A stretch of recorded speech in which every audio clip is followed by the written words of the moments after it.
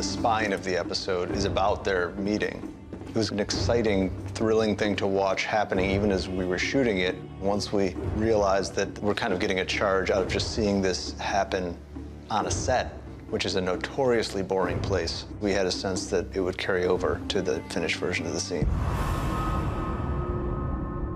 That audience chamber was built by Aegon Targaryen to intimidate anyone who came there. You stand in the presence of Daenerys Stormborn of House Targaryen.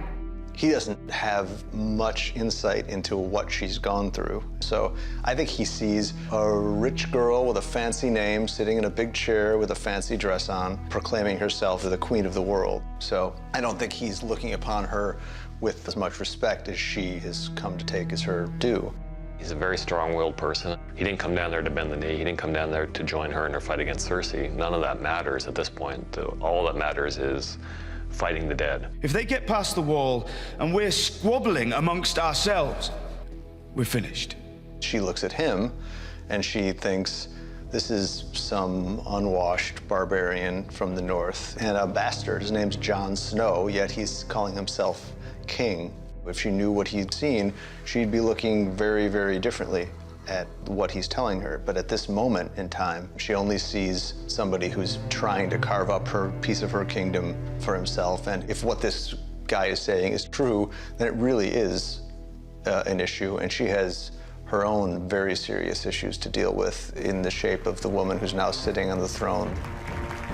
This is a murderous, vicious woman, Cersei Lannister, who's capable of insane amounts of brutality without a second thought if she feels like it's what needs to be done. And by the time you get to the end of episode 3, it's not at all clear that the playing field is nearly as lopsided as it was when we ended episode 1.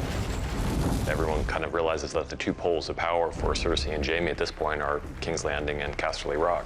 But Jaime also knows he doesn't have the forces to defend both and makes this strategic decision to give up Casterly Rock, to use it as a decoy, to lure the Unsullied over there, to take it and to get them on the exact wrong side of the continent. The siege of Casterly Rock is so much about what doesn't happen, how it goes contrary to expectations. So in order for us to understand that it doesn't play out the way Tyrion expects it to, you really need to hear Tyrion's expectations. The gates of Casterly Rock are impregnable. The fight up the walls will be hard. We will be at a disadvantage. What he thinks the Unsullied are going to find, which all seems true up until the very end. Where are the rest of the Lannisters? Jaime goes after Highgarden, which is, for him, much more valuable because Highgarden's the Tyrell stronghold, which commands all the most fertile regions of Westeros.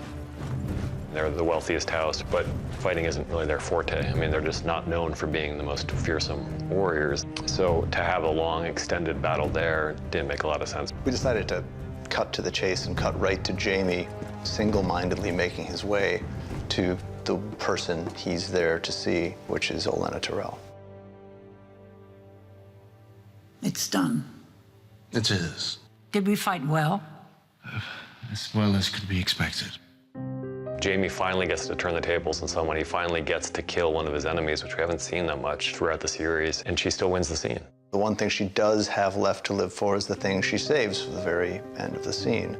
The piece of information she's been sitting on since season 4. You don't think I'd let you marry that beast, do you? She beats him in the middle of her own death scene, and there's nothing he can do about it. And he knows it's true the moment she says it. Tell Cersei. I wanted to know it was me.